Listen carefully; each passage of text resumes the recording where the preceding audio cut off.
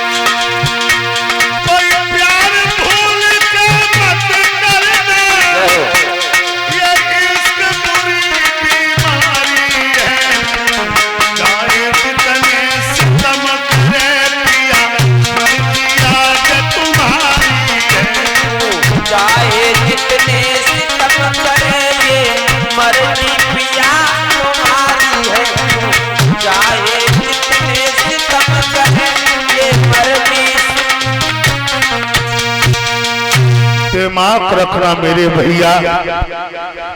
राजा याती कहने लगे, तुम्हारी शादी मेरे साथ कैसे हो जाएगी? अरे मेघनाद का यादव और तुम एक ब्राह्मण की बेटी हो। कहने लगी, महाराज मुझे कच का श्राप लगा है, ब्राह्मण वंश का कोई लड़का मुझे अपनाएगा नहीं।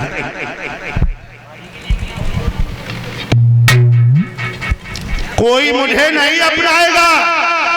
राजा याद झटका मारा और घोड़ी पे जाके बैठ गए। कहने लगी है, वे पिया बात छुड़ाए खे जाए रहे हो, निवल जान के मोह और दिल से बहादुर निकल जा तो बहादुर समझू चले। और ये जो देवयानी आज देवयानी अपने घर आई, शुक्राचार्य कहने लगे, बेटी रात भर कहाँ रही हो?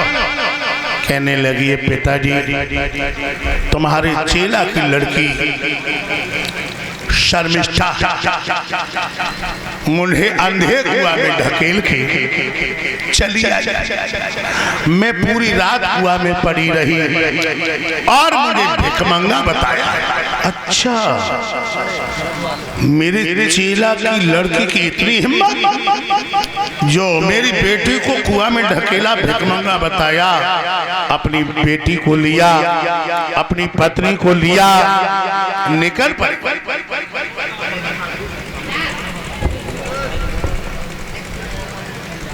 जब बृहस्पति को पता चला,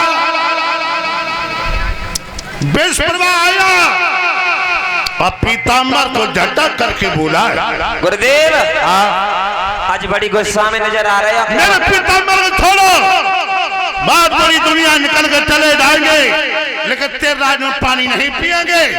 ब्राह्मण का डाप अपमान हो जाए, ब्राह्मण को वहां पे रहना नहीं चाहिए।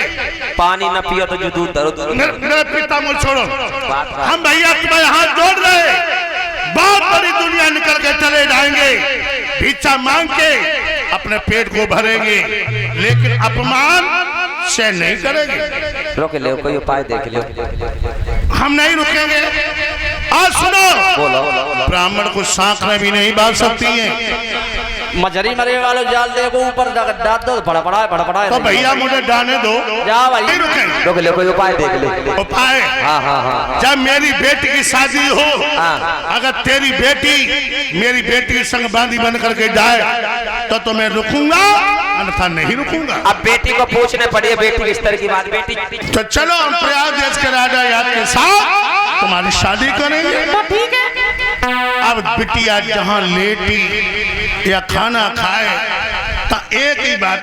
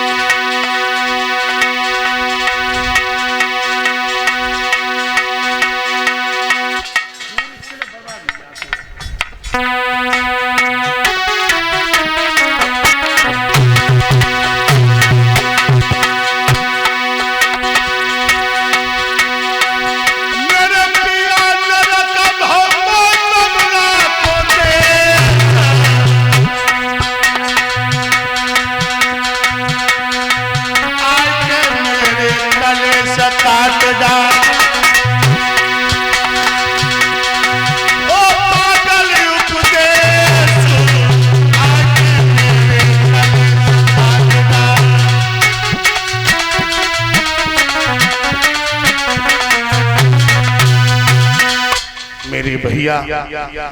उसी समय महाराज के लिए टीका भिड़वा दिया। बारात कितनी निश्चित हुई। महाराज बारात लेकर के आए, डरमासा बताया, सुबह हुआ, भामने पड़ी। शुक्राचार्य कहने लगे, भैया बृहस्पतिवार तुम्हारी बिटिया तैयार हो गई? अभी देखते हैं, पूछते हैं बेटी को। बिटिया अब ना रोकतई, रोई करने के मुद्दे तो और मिला आ जाता था।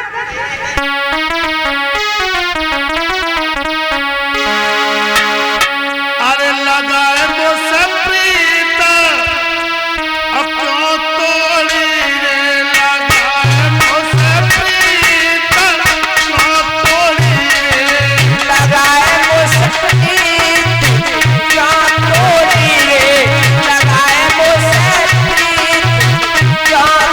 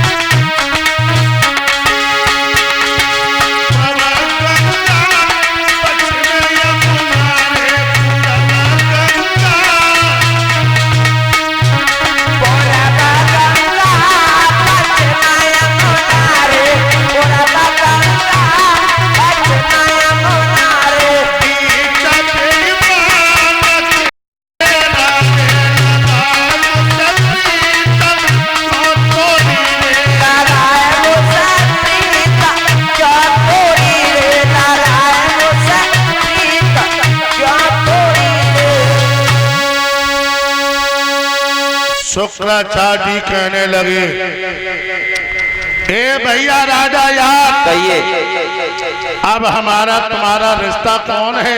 ससुर और दामाद का, यानी बाप और बेटे का। तो तुम्हें दरवाजा देना होगा। क्या? मेरे साथ में जो बेटी जा रही है बांदी बन के, इससे तुम सपने में भी बात नहीं करोगे। ठीक है, अब दरवाजा देते से कभी सपने में भी बात नहीं करेंगे। मेरे भैया इधर डोला उठ गए, प्रयाग देश में पहुंच गए, अलग अलग महलों में ठहरा दिया। आज 5 सालें हो गई हैं महाराज शर्मिष्ठा के महलों में नहीं जाते। क्यों? दरवाजा दे दिया था। एक दिन राजा की लड़की वैसे भी सुंदर, 16 श्रृंगार किए हुए चौखट पकड़े खड़ी, महाराज का निकलना हुआ तो महाराज ने क्या देखा?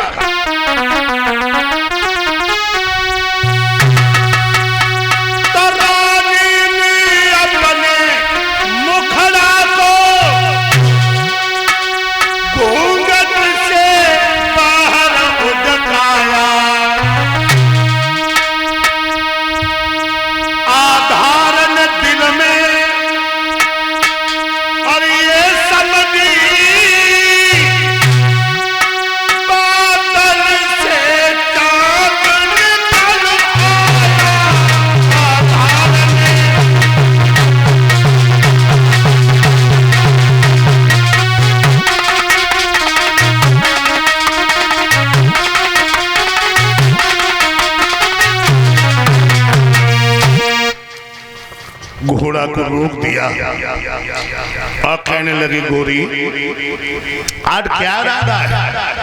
आज 16 श्रृंगार करेगी खड़ी। शर्मिष्ठा कहने लगी, तुम्हें हमसे मतलब वो का है?